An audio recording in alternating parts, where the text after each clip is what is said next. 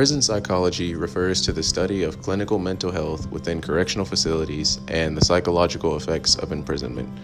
There are approximately 2.3 million people incarcerated in the United States, and among that population, a little over half are locked away in state prisons, while the rest are spread out amongst local jails, federal prisons, and other specialized detention centers.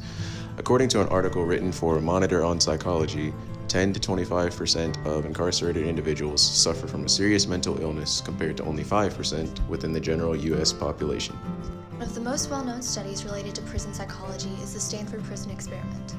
The experiment, led by Dr. Philip Zimbardo, was designed in order to figure out whether prison guard brutality was dispositional, a part of their personality, or situational, a result of the environment. Although this study was found to be unethical, they did find that the behaviors of guards seemed to be explained by situational factors rather than their disposition. The guard's behavior was also found to be influenced by the concept of de-individuation, a state when you become so immersed in the norms of the group that you lose your sense of identity and personal responsibility. They also observed learned helplessness within the prisoners, a condition that occurs after a period of negative consequences where the person begins to believe they have no control. This developed due to the unpredictable decisions of the guards, which led to the prisoners giving up on responding. According to research done by Dr. Craig Haney on the psychological impact of incarceration, there are a number of known possible effects. These effects can vary from individual to individual and oftentimes are reversible. The first effect is dependence on institutional structure and contingencies. The process of incarceration is difficult for inmates because it requires them to give up their independence and they eventually lose their sense of autonomy. They then become dependent on the system to make choices for them, and those who are released from the institution often feel uncomfortable in the regaining of their freedom and independence. Second is hypervigilance, interpersonal distrust, and suspicion.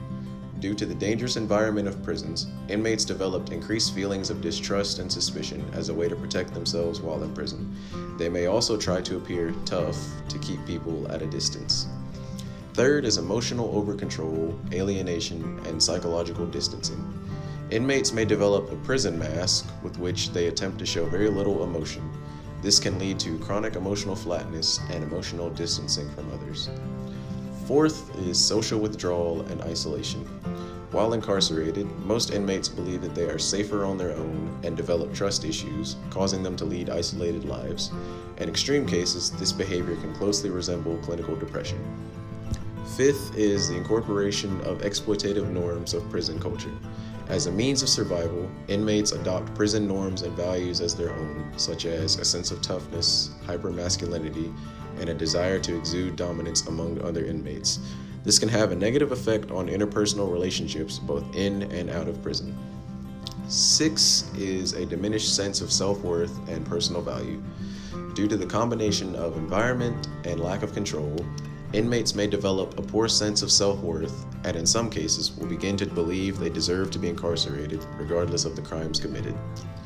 Seventh is post-traumatic stress reaction to the pains of imprisonment. Incarceration can take such a toll on inmates that they may experience post-traumatic stress reactions and may suffer from negative consequences such as internal chaos, disorganization, stress, and fear. Solitary confinement is the confinement of a prisoner to their cell for anywhere from 22 to 24 hours a day. During this time, the prisoner is unable to take part in activities with other prisoners. Solitary confinement can lead to psychological disturbances such as panic, anxiety, rage, depression, and hallucinations. The longer an inmate is in solitary confinement, the more likely they are to experience these disturbances. Dr. Craig Haney has also observed instances in which prisoners with no symptoms of mental illness leave solitary confinement with symptoms of mental illness. Mental health treatment can be difficult in prisons as many prisoners feel unsafe both physically and psychologically, which may cause them to not accept treatment. Mental health treatment is less effective in privately run prisons as they view medical treatment as a low priority in terms of funding. Overcrowding, a common occurrence in U.S. prisons, can lead to worsened health outcomes, decreased psychological well-being, and an increase in suicide. While in the past there have not been many studies on the topic of prison psychology, more recently those such as Dr. Craig Haney have begun looking into the psychological effects of prison on inmates so that certain issues, such as those mentioned previously, can be addressed and resolved.